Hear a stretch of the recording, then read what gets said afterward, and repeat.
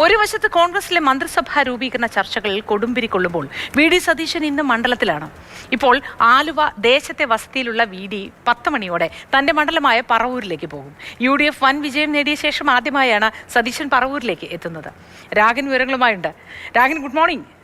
V ഡിയുടെ വസതിയിലേക്ക് ഒരുപാട് പേരുടെ വരവുണ്ടെന്നാണ് മനസ്സിലാക്കുന്നത്. ഈ KCക്ക് നൽകുന്ന പിന്തുണ പോലെ തന്നെ പിന്തുണ നൽകിക്കൊണ്ടുള്ള വരവാണോ? ആരൊക്കെയാണ് പ്രധാനമായും വസതിയിലുള്ളത്?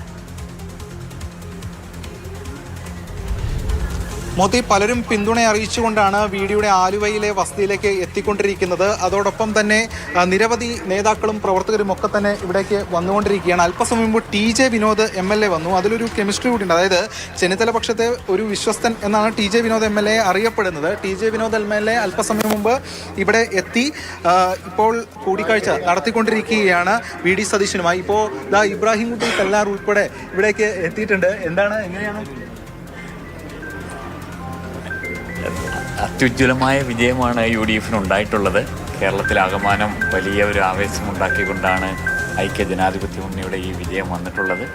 തീർച്ചയായിട്ടും ഈ വിജയം കേരളത്തിലെ ജനങ്ങൾക്ക് വലിയൊരു വി ഡി മുഖ്യമന്ത്രിയാണോന്നാണോ നിങ്ങൾ?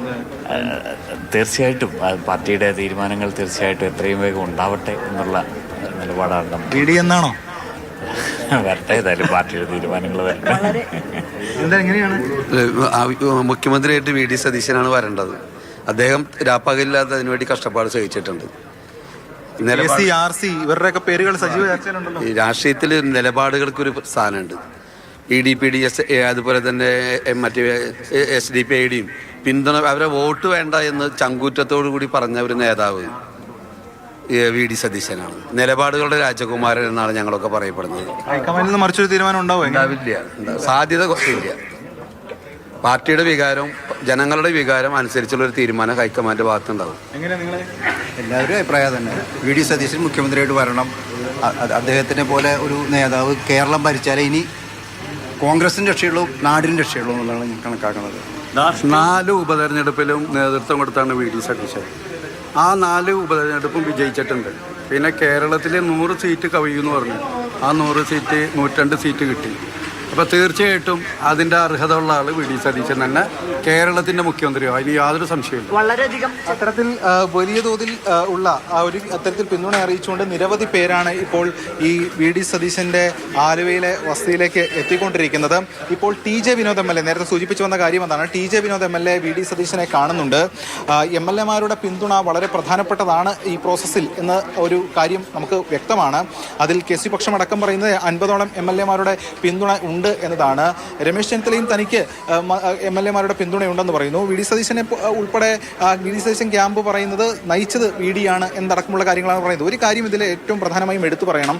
ഈ രമേശ് ചെന്നിത്തലയാണെങ്കിലും ഈ KC വേണുഗോപാലാണെങ്കിലും അതോടൊപ്പം തന്നെ വി ഡി സതീശനാണെങ്കിലും ഇവരൊക്കെ തന്നെ ഒരേ പക്ഷത്തായിരുന്നു. പണ്ട് കാലം മുതലേ ഒരേ പക്ഷത്തായിരുന്നു. ഇപ്പോൾ ഈ MLAമാർ അപ്പോൾ ആർക്കൊപ്പം നിൽക്കും? ഇത്രയും നാൾ നിന്നവർ ഇനി ഈ നിർണായക ഘട്ടത്തിൽ നിൽക്കുമോ?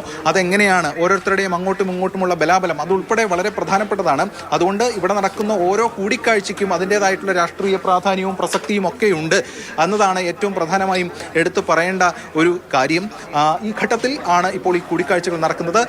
ഇപ്പോൾ 9:30 മണിയോടുകൂടി ഇവിടെ നിന്ന് വി ഡി സതീശൻ ഇറങ്ങി നേരെ പറവൂർ, ഇപ്പോൾ ഇത് ആലുവ മണ്ഡലത്തിൽ വരുന്ന പ്രദേശമാണ്, ആലുവയിലെ ദേശത്താണ് അദ്ദേഹത്തിൻ്റെ വസതി, നേരെ പറവൂരിലേക്ക് പോകും. പറവൂരിൽ മണ്ഡലത്തിലായിരിക്കും അദ്ദേഹം ഉണ്ടാകുക. വൈകിട്ട് ഒരു നന്ദി പര്യടനം അവിടെ വച്ചിട്ടുണ്ട്. തുടർന്ന് തിരുവനന്തപുരത്തേക്ക് പോകുമെന്നാണ് ഇപ്പോൾ അറിയാൻ കഴിയുന്നത്. ഇതുമായി ബന്ധപ്പെട്ട നിർണായക ചർച്ചകളും അതോടൊപ്പം തന്നെ ഈ കാര്യങ്ങളുമൊക്കെ നടക്കുന്ന ഒരു സമയവും കൂടിയാണ്. എന്തായാലും സുപ്രധാനമായിട്ടുള്ള ഒരു ചർച്ചകളിലേക്ക് കാര്യങ്ങൾ നടക്കുമ്പോൾ വി ഡി സതീശൻ ഇപ്പോൾ ഇന്ന് മണ്ഡലത്തിലാണുള്ളത്. നിരവധി പ്രവർത്തകരും നേതാക്കളും ഒക്കെ രാവിലെ മുതൽ ഈ വി ഡി സതീശൻ്റെ വീട്ടിൽ ഉണ്ട്.